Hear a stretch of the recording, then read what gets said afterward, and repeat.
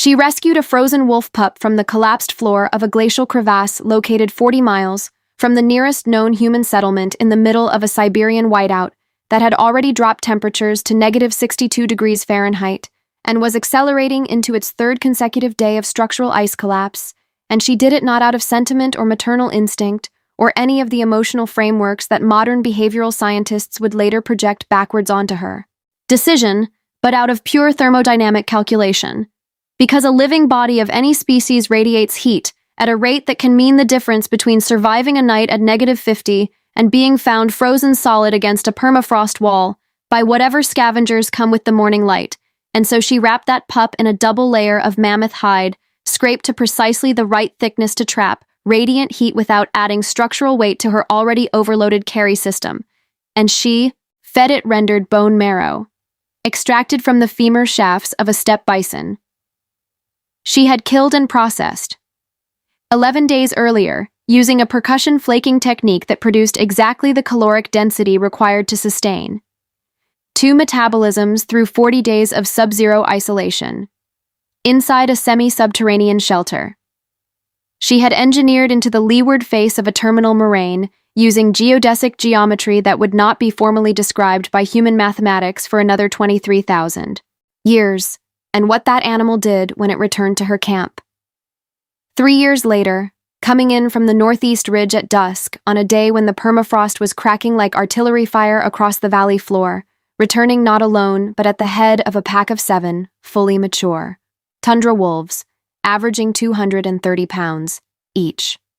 With a combined predatory capacity that could have dismantled every structure in that camp, in under 4 minutes, completely and permanently rewrote every single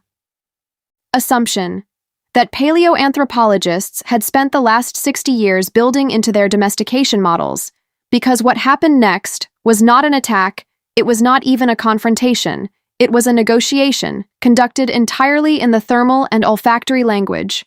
that both species had been developing independently for 40,000 years and had never once had the ecological opportunity to test against each other until that exact moment, on that exact ridge, at that exact temperature, and the terms of that negotiation were not written in any clay or carved into any bone, but were encoded instead into the behavioral architecture of every domestic dog that would ever sleep at the foot of a human bed on every continent on Earth for the entirety of recorded civilization. Because this was never simply a story about one woman and one wolf. This was the origin document of the oldest and most structurally sound interspecies alliance in the entire Paleolithic record, a bond whose tensile strength had been stress-tested against -60-degree winds and 40 days of caloric scarcity and 3 years of complete separation across 400 square miles of collapsing glacial infrastructure, and it had not fractured, it had not degraded, it had not been overwritten by the predatory imperatives that governed every other relationship between apex carnivores and isolated human groups during the late Pleistocene, and the reason it survived every single one of those stress tests was not biology and was not luck and was not the kind of mystical human-animal connection that gets turned into a streaming documentary with a licensed indie soundtrack. The reason it survived was structural. It was architectural. It was the direct result of one woman's decision to apply the same engineering principles. She used to build thermal shelters and process caloric materials to the problem of cross-species trust, treating that wolf not as a pet and not as a tool, but as a load-bearing element in a survival system that neither species could have built alone, and that decision, made in -62 degrees Fahrenheit on the floor of a glacial crevasse by a woman whose name we will never know, turned out to be the single most consequential structural choice in the entire history of human civilization.